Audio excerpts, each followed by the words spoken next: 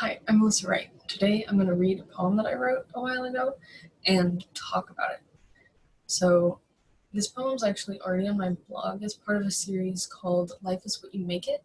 So, the poem is called Ponderings and Purpose. It's enough for them to assert that this too shall pass, that nothing here will ever last, and saying so is absurd. For how could something finite outlast that which is eternal?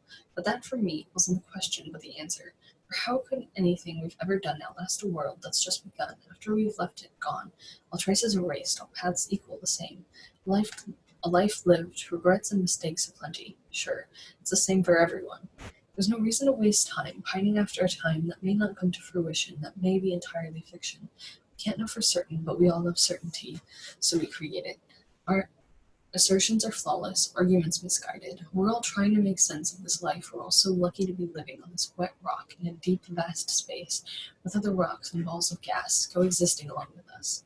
Why are we here, we wonder? How are we here, we ponder?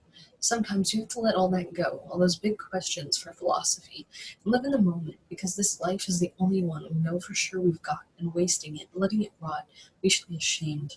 We should live life to the fullest, not in the sentiment of YOLO, which justifies stupidity, but for a focus and drive to make the most of what we've got, because it's in too short a time it will all be gone.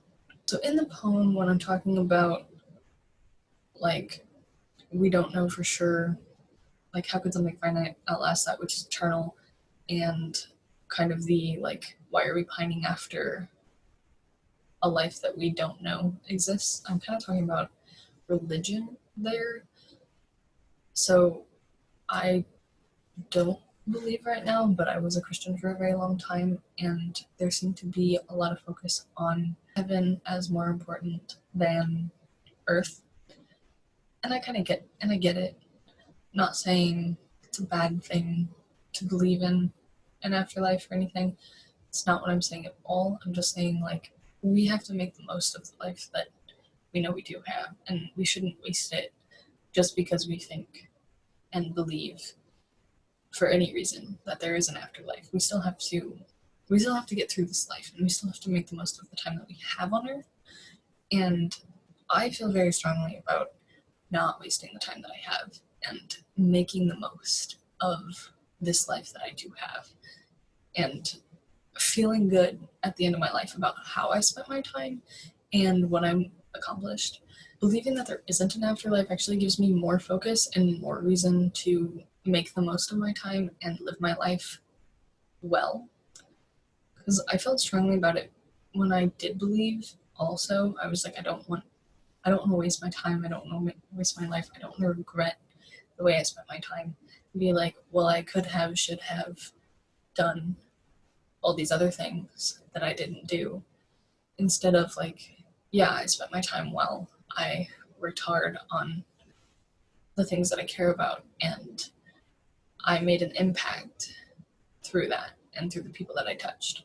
So it's like it gives me more of a focus and more reason to push and work really hard at what I love and on my writing and everything, to believe that this is my only chance. Which I know that's not true for everyone, and that isn't an argument. It's just like we know that we have this time, and we know it's so limited. We have to make the most of it. We can't waste it. Like, and that's what I'm getting at in the poem. That was interesting. I use my time to write, and that's what I'm passionate about. So I blog every day. I'm getting back into writing a poem every day. Right now I have 4 in a row. That number will increase. Let me know down in the comments what you're passionate about and what you want to make sure that you accomplish in your life. So thank you for watching. Have a great day.